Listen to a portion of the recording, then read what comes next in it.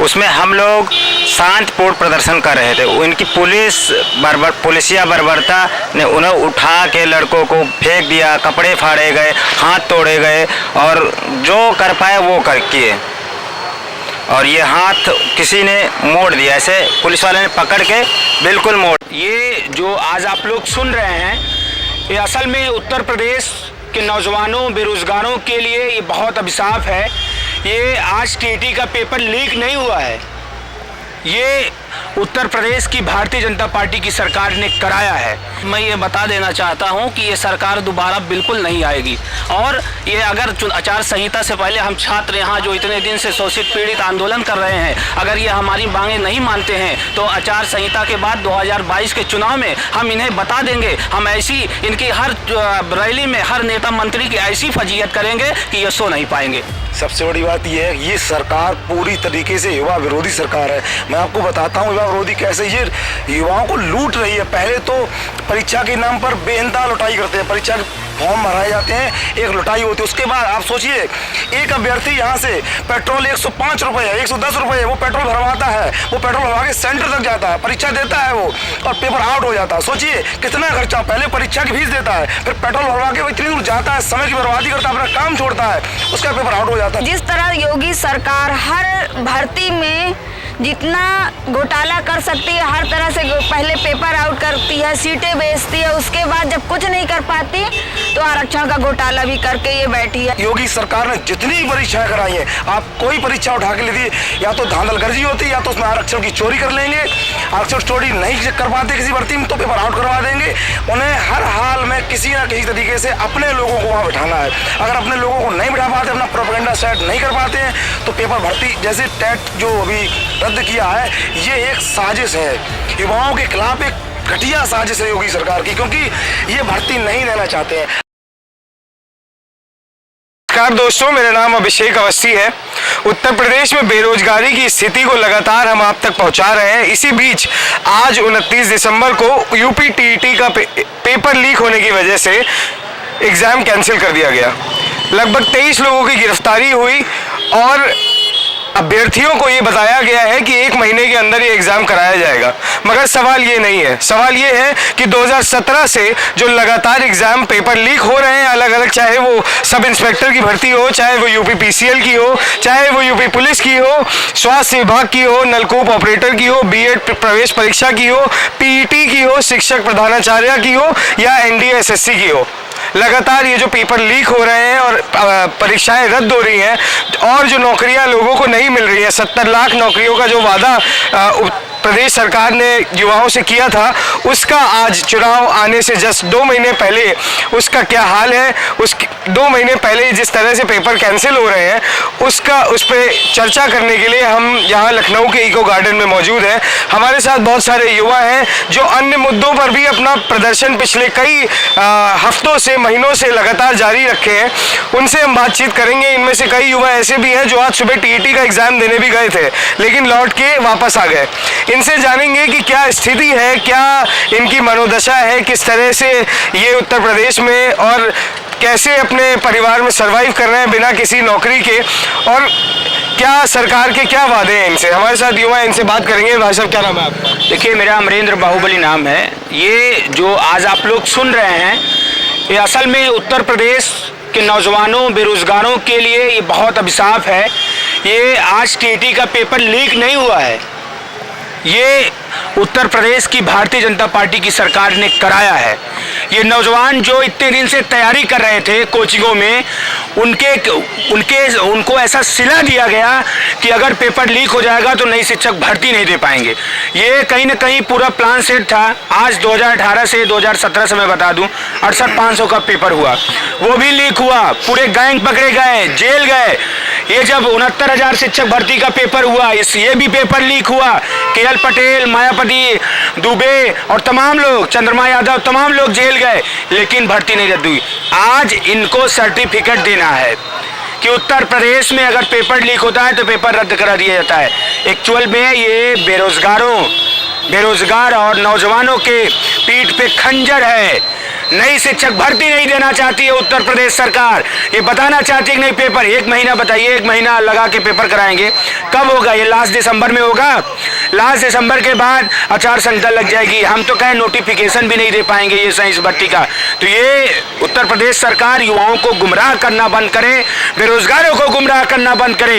ये जो बताते हैं ना कि हम पेपर लीक हुआ और जितने गिरोह हैं पकड़े गए, क्या पेपर क्या बच्चों का डायपर है क्या लीक हो जाता है? उत्तर प्रदेश में पेपर का हाल तो ये हो गया है जैसे बच्चों का डायपर। इतना तो बच्चों का डायपर भी नहीं लीक होता। अच्छी अच्छी ब्रांड की कंपनियां, क्या ये भारतीय जनता पार्टी अच्छी ब्रांड नहीं है क्या? ये सरकार क्यों नहीं चला पा रही है?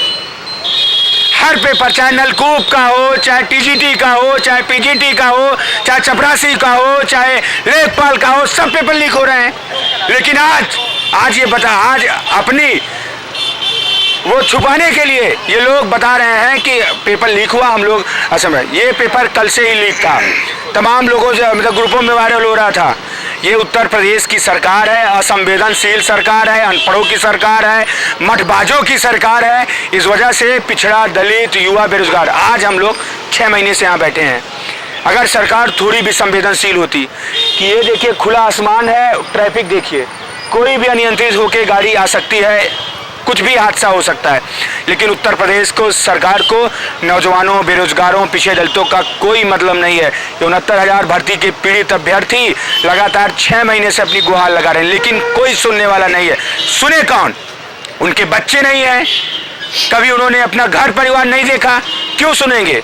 उनके लिए तो हिंदुत्व इम्पोर्टेंट है, हिंदू मुस्लिम राइट इम्पोर्टेंट है, दंगा इम्पोर्टेंट है। अभी देखिएगा चुनाव होगा, तमाम दंगे प्रोजेक्टेड होंगे इनके।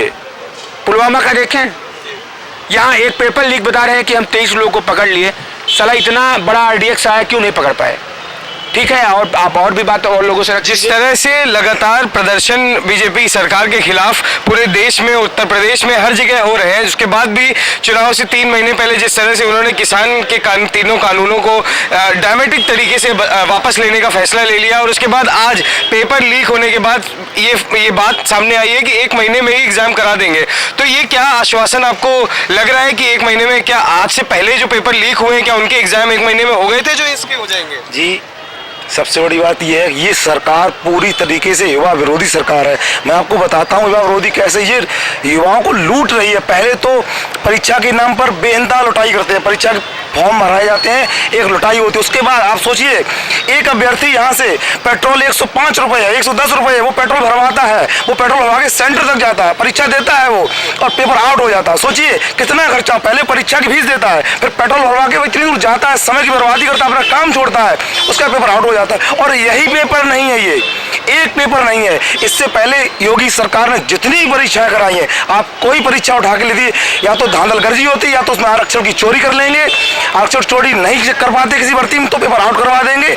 उन्हें हर हाल में किसी ना किसी तरीके से अपने लोगों को वहाँ बिठाना है। अगर अपने लोगों को नहीं बिठा पाते, अपना प्रोपेगेंडा सेट नहीं कर पाते हैं, तो पेपर भर्ती जैसे टेट जो अभी रद्द किया है, ये एक साजिश है, युवाओं के खिलाफ एक घटिया साजिश है योगी सरकार की, क्योंकि ये भर्ती नहीं देना चाहते हैं। अगर ये भर्ती, अगर इसको कराना, टेट करा देते आज, तो आने नोटिफिकेशन देना होता। चुनाव में आते, चुनाव में लोग इनसे पूछते, सवाल करते लोग कि भर्ती क्यों नहीं दी, तो उन्होंने उन सब सवालों को खत्म कर दिया इस परीक्षा को निरस्त करके। जी, आप मुझ दर्शकों को ये बताएं कि एक युवा के लिए ये 75 तरीके के एग्जाम देना, इन फॉर्म को भरना, इनके पैसे इकट्ठे करना और बाद में रद्द परीक्षाओं का कितना बोझ है। कौन आपको इतने पैसे देगा, कौन आपको ये आपका कितना खर्चा होता है?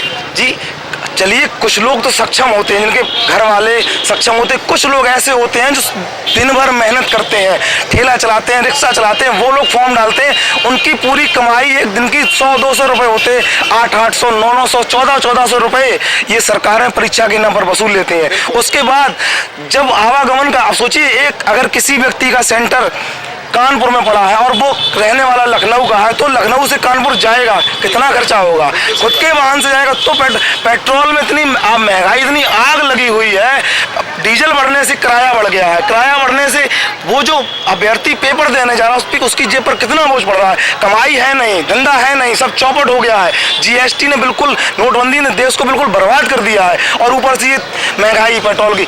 अभ्यर्थी जाए तो जाएगा, इतनी लुटाई हो रही है, इतनी लुटाई हो रही है, आज तक मुझे नहीं लगता पूरे इतिहास में जब से मैंने होश संभाला इतनी लुटाई किसी सरकार में हुई होगी। तो सही कह रहे हैं। मैडम से बात करेंगे। मैडम आप बताएं, पहले अपनी एजुकेशन बताएं, फिर बताएं कि किस तरह के एग्जाम आपने उत्तर प्रदेश सरकार में भर्ती के लिए दिए हैं और क्या आज की डेट में क्या हाल है, आपके क्या मुद्दे हैं?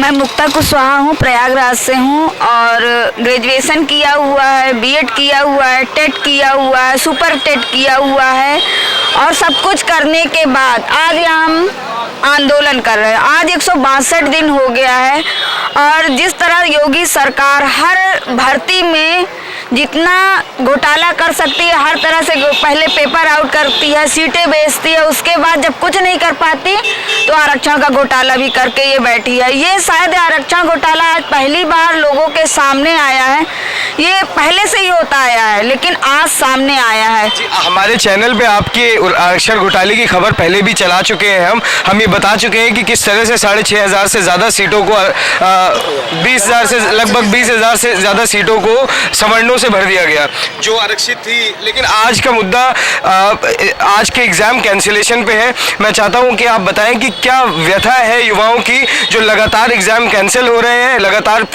पैसे भर के हम सरकार को दे रहे हैं कि हमारा एग्जाम हो, भर्ती हो, लेकिन लाखों 20 लाख से ज़्यादा लोगों को आज एग्जाम देना था यूपी टीईटी का।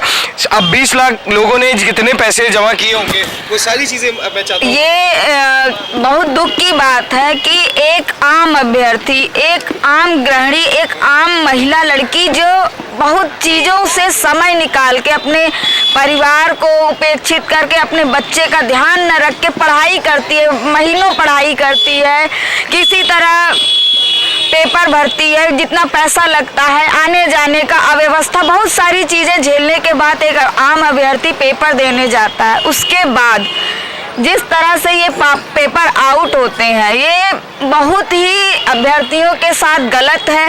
मैं ये बताना चाहूँगी हमारे सीएम योगी आदित्यनाथ जी जिस तरह से योग्यता की बात कहते हैं कि हमारे पास नौकरियों की कमी नहीं है, हमारे पास योग्य अभ्यर्थी नहीं है, वो हमारी योग्यता आज इन सड़कों पे बैठी है। आज 162 दिन से हम यहाँ पे केवल अपनी योग्यता और आपकी अयोग्यता साबित करने के लिए यहाँ बैठे हैं और दिखा देंगे कि हम गलत नहीं है, आपने गलत किया।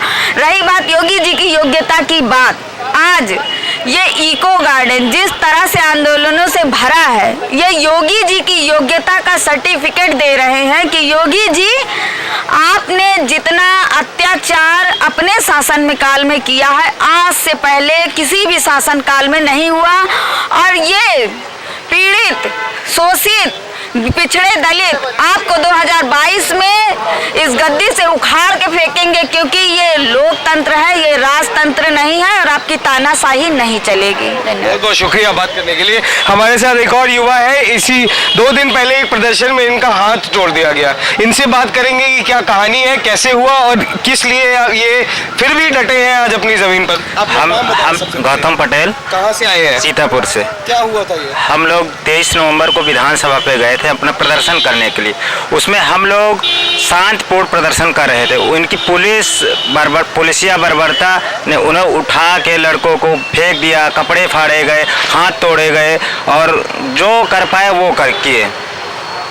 और ये हाथ किसी ने मोड़ दिया, ऐसे पुलिस वाले ने पकड़ के बिल्कुल मोड़ दिया। हम कहे छोड़ दो, हम बैठ रहे हैं, लेकिन पुलिसिया बर्बरता इतनी थी कि जैसे शैक्षणिक योग्यता के बाद अपनी शैक्षणिक योग्यता बताइए। ये बताइए कि कितने एग्जाम आपने दिए, आज का टीईटी पेपर में भरा था क्या आपने? हाँ, मैं भरा था, पेपर देने गया, सेंटर पर पता चला पेपर लीक हो गया, पेपर रद्द हो गया। और हमारी शैक्षणिक योग्यता BSc BEd है और हम खास RO 2 बार क्वालिफाई कर चुके हैं उसमें, लेकिन हुआ नहीं पूरा। इसी चक्कर में भर्ती में जो आरक्षण घोटाला उसमें भी हुआ था। और ये सुपर टेट और टेट 3-4 बार पास कर चुके हैं, लेकिन ये भर्ती करते ही नहीं, निकालते ही नहीं। बताते कागजों पे बताएंगे बहुत, लेकिन ज़मीनी स्तर पे कोई भर्ती ही नहीं है इनकी। बताएं 70 लाख रोजगार हैं, 4 लाख रोजगार हम सरकारी नौकरी दे चुके, कहाँ हैं? कोई दिखाना चाहिए। अगर 70 लाख रोजगार दे देते 5 साल में, 4 लाख रोजगार दे दे तो इको गार्डन ने प्रोटेस्ट से भरा नहीं होता, हम लोगों को प्रदर्शन नहीं करना पड़ता। भाई साहब कुछ बताना चाहते हैं, आप भी बताएं। सर मैं ये बताना चाहता हूँ कि हम 69,000 के शोषित पीड़ित आरक्षण पीड़ित अभ्यर्थी यहाँ 162 दिनों से यहाँ पर सड़कों पर अपने अधिकार और सम्मान के लिए लड़ाई लड़ रहे हैं। लेकिन हमें अफसोस होता है कि हम लोकतांत्रिक देश में, एक आज़ाद देश में आज़ाद नागरिक हैं, लेकिन हम अपनी सरकार से जो है अपने ही हक के लिए लड़ाई लड़ रहे हैं। और 162 दिन हो गया कि जैसा कि आप देख रहे हैं कि यहाँ कोई भी सरकार का नुमाइंदा नहीं आया। और अगर परीक्षाओं की बात की जाए तो इसमें जो है सरकार परीक्षाएं जल्दी कराती नहीं, और करा दी तो जल्दी रिजल्ट नहीं देती। अगर रिजल्ट भी दे दिया तो वो भी धांधली की भेंट चढ़ जाती है। तो ये और वादे पे वादा करते। भ्रष्टाचार मुक्त थी ये सरकार की नहीं? यही वादा था, ये नारा था कि सरकार जब बीजेपी उत्तर प्रदेश में बनाएगी तो भ्रष्टाचार मुक्त सरकार प्रदेश बना देगी। क्या भ्रष्टाचार मुक्त हो गया उत्तर प्रदेश? सर मुझे यही याद आता है कि वादा करके आपने मुश्किल में डाला, और भी वादा करके आपने मुश्किल में डाला, और भी जिंदगी मुश्किल में थी, अब मरना मुश्किल हो गया। बहुत बढ़िया, बहुत जी। आने वाले चुनाव में आखिरी बार अब एक आखिरी सवाल आपसे पूछूंगा। आने वाले चुनाव में देखिए उत्तर प्रदेश में बीजेपी सालों से नहीं आई थी, उनको पिछले चुनाव में मौका दिया गया। जो यहाँ की समाजवादी पार्टी की सरकार थी उसको बताया गया कि बड़ी कानून व्यवस्था की बड़ी परेशानी है, यहाँ पे कानून व्यवस्था की बड़ी दिक्कत है यहाँ पे, इसलिए अखिलेश सरकार को हटाया गया। पर अब जब बीजेपी ने भी अपने 5 साल पूरे कर लिए हैं और चुनाव को 2 महीने से भी कम समय बचा है, क्या आपको लगता है ये सरकार दोबारा आएगी? और अगर नहीं आएगी तो किसकी सरकार चलेगी? सर मैं ये बता देना चाहता हूँ कि ये सरकार दोबारा बिल्कुल नहीं आएगी। और ये अगर आचार संहिता से पहले हम छात्र यहाँ जो इतने दिन से शोषित पीड़ित आंदोलन कर रहे हैं, अगर ये हमारी मांगे नहीं मानते हैं तो आचार संहिता के बाद 2022 के चुनाव में हम इन्हें बता देंगे। हम ऐसी इनकी हर रैली में हर नेता मंत्री की ऐसी फजीयत करेंगे कि ये सो नहीं पाएंगे। बहुत बहुत शुक्रिया बात करने के लिए। Thank you.